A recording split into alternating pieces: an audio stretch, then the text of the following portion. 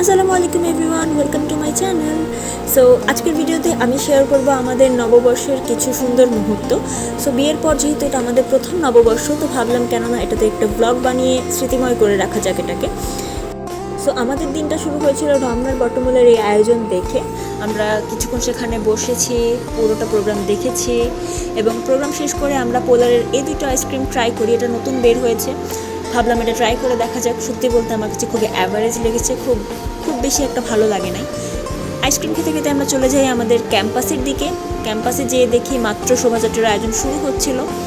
তো সেই শোভাযাত্রা আমরা পাশ থেকে দাঁড়িয়ে দেখি। যেহেতু প্রচুর গরম ছিল, আমরা শোভাযাত্রায় সরাসরি অংশ নেইনি, আমরা পাশ থেকে দাঁড়িয়ে দেখছিলাম আর ছবি তুলছিলাম। আমার কাছে সবচেয়ে বেশি আকর্ষণীয় লেগেছিল এই পটচিত্রগুলো। এগুলো আমার কাছে অনেক ভালো লেগেছিল এবং এই আদিবাসীদের অংশগ্রহণও আমার কাছে খুবই ভালো লেগেছিল।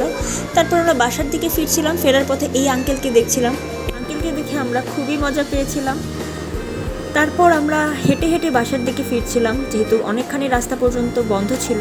তারপর একটা বাসে উঠে আমরা বাসায় ফিরলাম। বাসায় ফিরে আমি কিছু টুকটাক রান্নার আয়োজন করেছিলাম।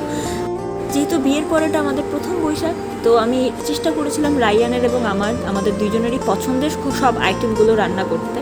সো এটা আমার ছোট্ট একটা প্রয়াস ছিল। যেহেতু আমি খুব বেশি পাকা রাঁধুনি না, আমি চেষ্টা করেছিলাম আমার পক্ষে যতটুকু সম্ভব ততটুকু রান্না করতে।